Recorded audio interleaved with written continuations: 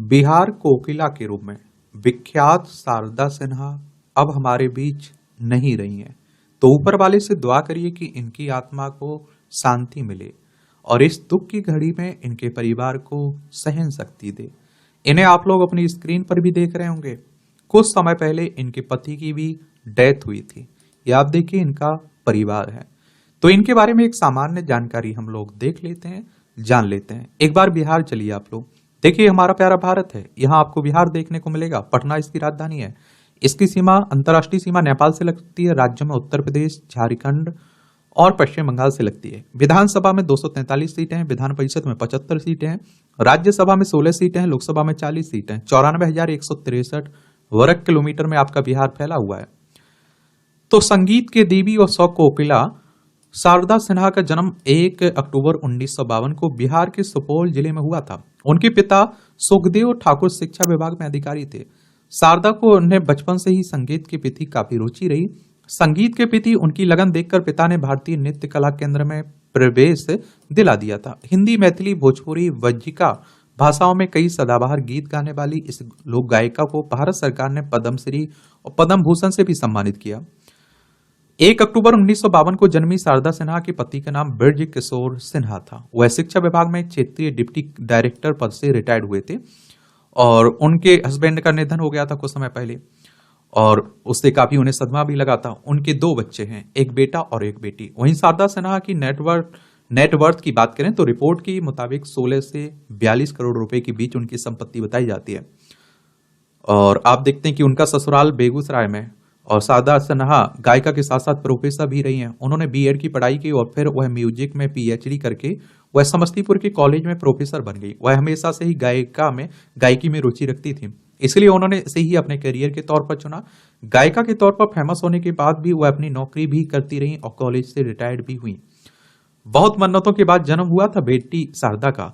तो शारदा सिन्हा के पेरेंट्स और फैमिली के साथ साथ उनके करियर में ससुराल वालों में ने भी अहम योगदान निभाया। वैसे तो शारदा सिन्हा के परिवार में 30 से 35 सालों तक बेटी का जन्म नहीं हुआ था और शारदा का जन्म भी मन्नतों के बाद हुआ। शारदा सिन्हा के हुनर की पहचान उनके पिता ने की, फिर बेटी को संगीत सिखाने का फैसला लिया और अपने पीहर से संगीत का सिलसिला शुरू हुआ और फिर ब्याह के बाद भी ये जारी रहा। उन्हें पति का सपोर्ट भी मिला तो ससुर ने भी खूब साथ दिया, मगर शुरुआत में सास बहू के गाने बजाने से नाराज हो गई थी।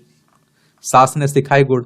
जब 8 भाइयों की इकलौती बहन शारदा सिन्हा शादी करके ससुराल आई तो बड़ी बहू होने के नाते सास ने उन्हें छठ के एक एक रीति रिवाज और नियम कायदे सिखाए। छठ आप देखते हैं कि मान्यता बिहार में ज्यादा मानी जाती है।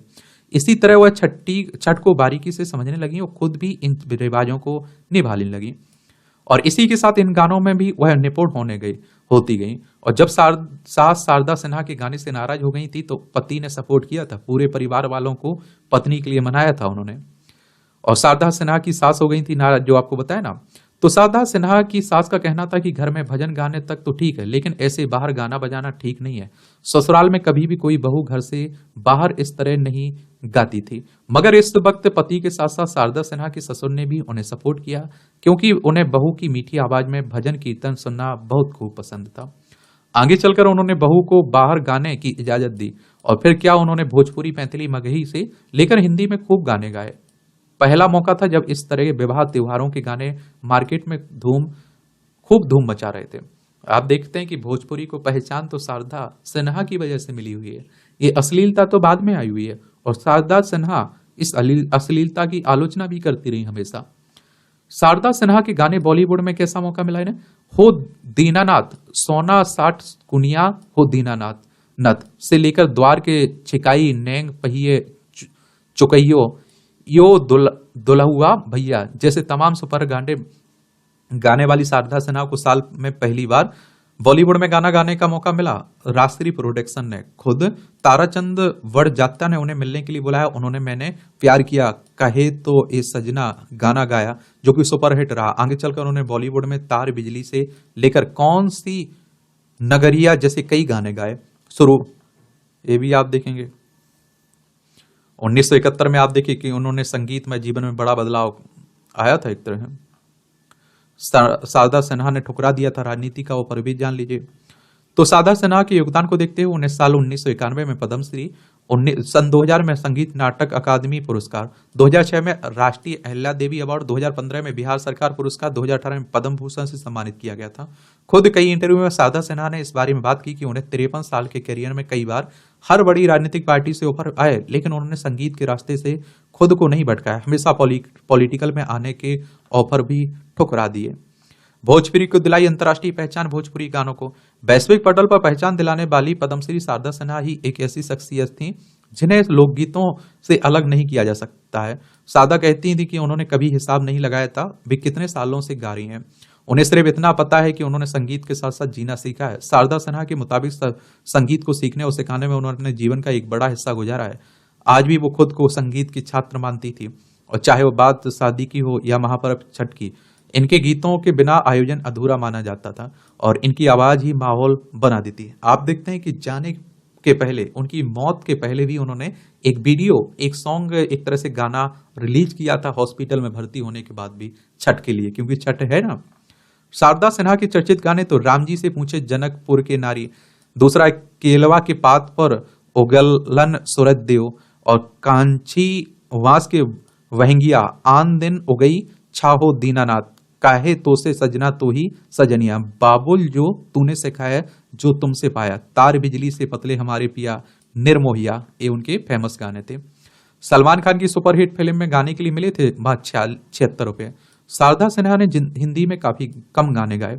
बॉलीवुड में उनके गाए सभी गानों को दर्शकों का खूब प्यार भी मिला। हिंदी में गाना उनके सभी गाने सदाबहार। बॉलीवुड सुपरस्टार सलमान खान भाग्यश्री की चर्चित फिल्म मैंने प्यार किया, मैं कहे तो से सजना तो ही सजनिया आज भी दर्शकों का पसंदीदा गाना है।